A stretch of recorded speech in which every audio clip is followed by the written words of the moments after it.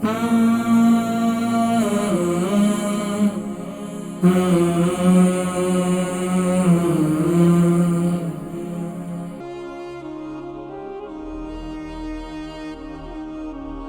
Sir में काफ़ी खुश्की है और सर में खुश्की के लिए अब क्या किया जाए। सर में खुश्की के लिए अस्सलाम वालेकुम। अस्सलाम वालेकुम। वालेकुम अस्सलाम वरहमतुल्लाहि वबरकातुहू। जी मेरी कौन बहन और कहाँ से?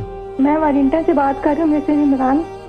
जी वारिंगटन से मिसेज इमरान, फरमाइए क्या सवाल है आपका? जी मेरे हस्बैंड को ना सर में बहुत डैंड्रफ है। अच्छा, तो मैंने इसके बारे में पूछना था। और सर बाल भी बहुत ज़्यादा उतरते हैं। अच्छा ये बताएं कि उनकी उम्र कितनी है? 42। 42। कितने बच्चे हैं माशाल्लाह? नहीं, बच्चे नहीं है। तो फिर आप बहुत तंग करती हैं उनको, जिससे उनके बाल गिर रहे हैं। आप तंग करना छोड़ दें उनको, तो सर में खुश्की भी ख़त्म हो जाएगी। ये बतौर ज़ौक़ में जिक्र कर रहा हूँ, मैं इंशाल्लाह जिक्र करता हूँ, ठीक है?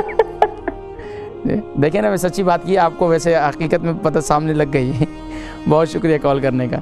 माजरत के साथ मैं मजाक कर रहा था। वारिंगटन से हमारी बहन है, उनके सर में काफ़ी खुश्की है और सर में खुश्की के लिए अब क्या किया जाए। सर में खुश्की के लिए मैंने ये जिक्र किया था कि ये जो मेथी दाना है इसका ऑयल बनाए। इसका ऑयल बनाने का तरीका भी मैंने बताया था कि मेथी दाने को गीला कर लें इतने पानी के अंदर कि वो जो है सुबह उठें तो वो पानी सारे दाने चूस लें। अब उन दानों को आप किसी साए में खुश्क कर लें। खुश्क करने के बाद आप देखेंगे दूसरे तीसरे दिन जो है उसमें थोड़ी थोड़ी कॉम्प्लें निकली होंगी।